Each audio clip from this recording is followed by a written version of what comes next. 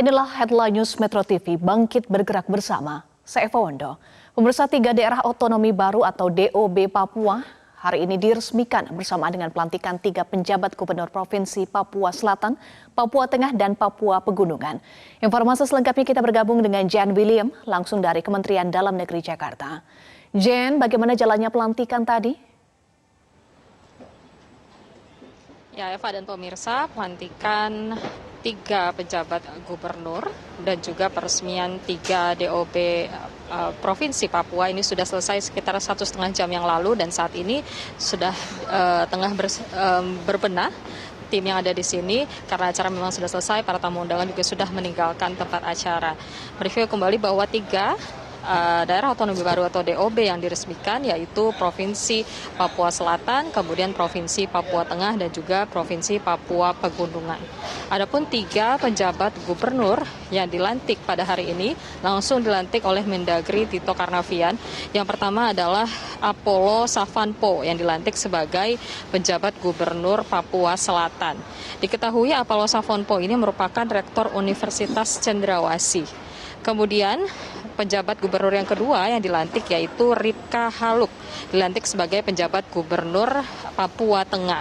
Diketahui Ripka Haluk ini merupakan mantan Kepala Dinas Sosial Kependudukan, Pemberdayaan Perempuan, dan Perlindungan Anak Papua. Ripka Haluk juga pernah menjadi penjabat Bupati Kabupaten Yalimo. Kemudian penjabat gubernur ketiga yang dilantik adalah Nicholas Kandomo.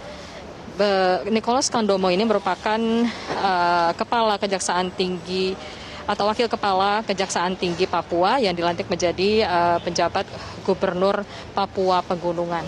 Tadi Mendagri Tito Karnavian mengatakan bahwa dengan diresmikannya 3 DOB di Papua kini sudah memiliki 5 provinsi.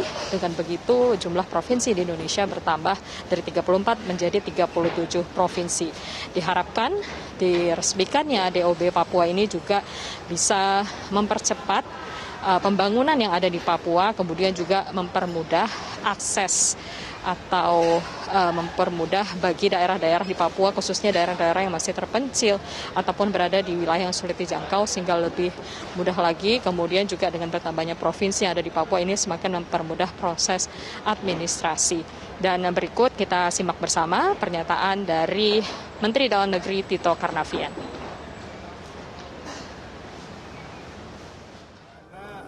Pada hari ini kita melaksanakan peresmian 3 provinsi baru di Papua, menambah dari 34 provinsi Indonesia menjadi 37 ya, yaitu Papua Selatan, Papua Tengah, dan Papua Pegunungan.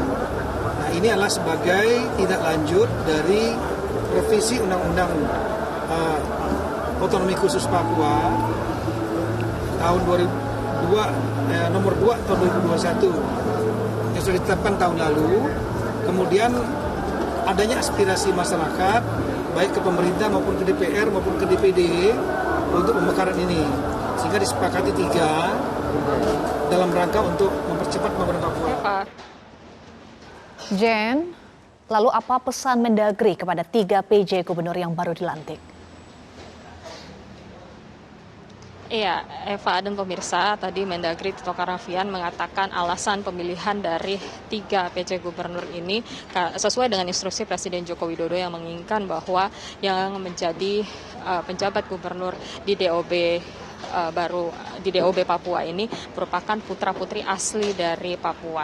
Dan tadi Tito Karnavian juga berpesan kepada 3 penjabat gubernur yang baru dilantik agar mereka dapat menjalankan tugasnya dengan baik, kemudian juga masing-masing ini bisa memanfaatkan dana juga yang sudah diberikan dari pemerintah pusat untuk bisa dialokasikan dengan baik. Dan di tahun 2024 tentunya ini menghadapi tantangan di mana akan dilakukan pemilu serentak. Ini juga yang menjadi tugas dari 3 PJ gubernur di DOB Papua yang baru dilantik hari ini. Dan juga diketahui 3 PJ gubernur ini akan bertugas terhitung mulai hari ini sejak dilantik hingga 1 tahun ke depan masa jabatannya. Tadi kami juga sempat bertanya kepada PJ Gubernur Papua Tengah, yaitu Ripka Haluk, yang mengatakan bahwa usai dilantik dirinya akan langsung bekerja. Tadi mempersiapkan juga jelang pemilu serentak di tahun 2024, kemudian juga mempersiapkan infrastruktur yang ada di DOB tersebut, kemudian berkoordinasi dengan berbagai pihak untuk dapat menjalankan kepemimpinannya. Tentunya konflik yang ada di wilayah Papua, terutama di wilayah yang cukup terpencil atau cukup sulit aksesnya, ini juga menjadi tantangan tersendiri.